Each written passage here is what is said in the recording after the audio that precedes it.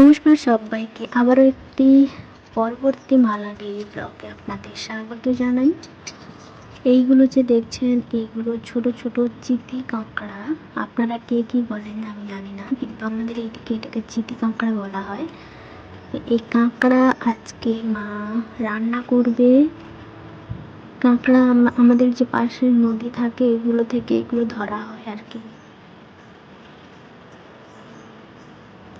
আজকে মা বানাবে কাঁকড়ার মাখা, আর হবে কাঁকড়ার টক। কীভাবে বানায় দেখতে থাকুন ভিডিও। প্রথমে মা কাঁকড়া কেটে নিচ্ছে ভালো করে।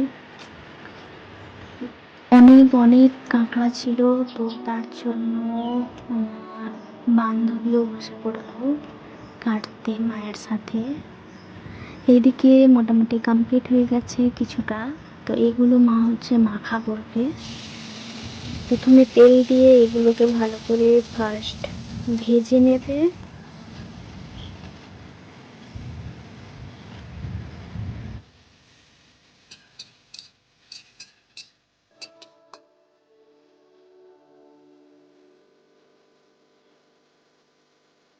এর মধ্যে দিয়ে দেবে হলুদের গুঁড়ি, স্বাদ মতো লবণ দিয়ে আবারও একটু ভালো করে নেড়ে নিতে হবে।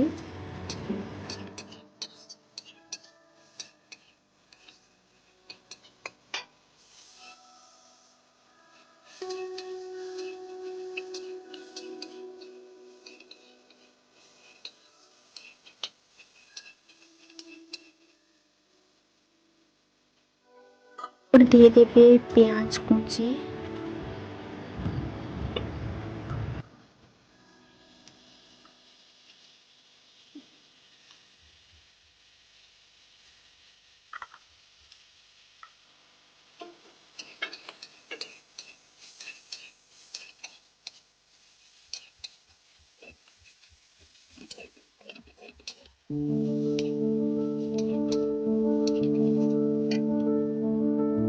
তারপর এর মধ্যে অল্প একটু জল দিয়ে এটাকে একটু ভাপিয়ে নেবে।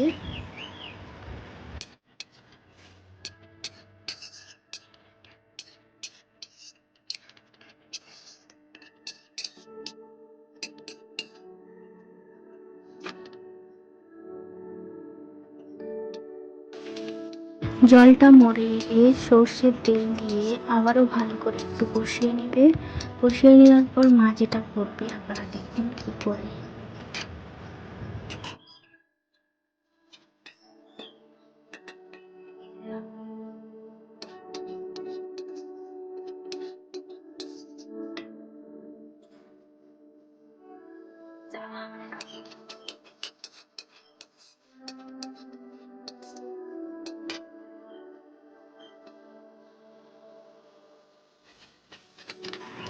এইটা দিয়ে এটাকে ভালো করে থেতো করে দেবে, দিলে এটা হয়ে যাবে মাখা, চিংড়ি মাছের মাখা।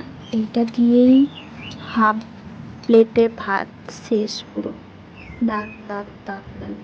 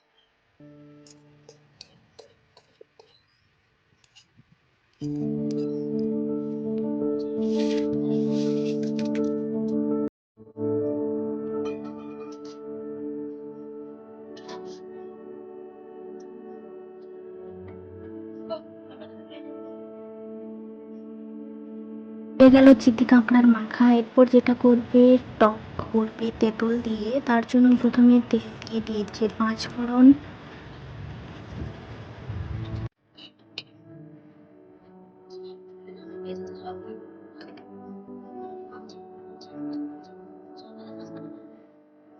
দেওয়ার পর কেটে রাখা কাঁকড়াগুলো দিয়ে দিবি।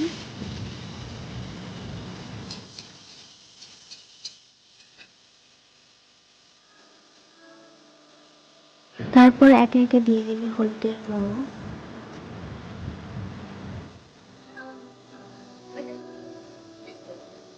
লঙ্কার গুঁড়ো, দিয়ে দেবে স্বাদ মতো লবণ। সবকিছু দেওয়ার পর আবারও একটু এটাকে ভালো করে নেড়ে নিতে হবে।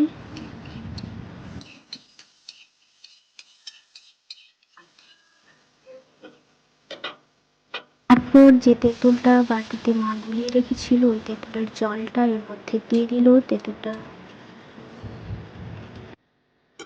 দিয়ে দেবে একটু মিষ্টি হওয়ার জন্য, টকটা যাতে একটু মিষ্টি মিষ্টি লাগে খেতে, তার জন্য কিছুটা চিনি দিয়ে দেবে মায়ের মধ্যে অল্প। এইভাবে জল দিয়ে এটাকে ফুটতে দিতে হবে। ফুটতে ফুটতে যখন এটা জলটা অনেকটাই মরে আসবে, তারপর নামিয়ে নিলেই হয়ে যাবে চিতি কাঁকড়ার টক। তো আজকে হলো এই দুটো রেসিপি, চিতি কাঁকড়ার মাখা আর চিতি কাঁকড়ার টক।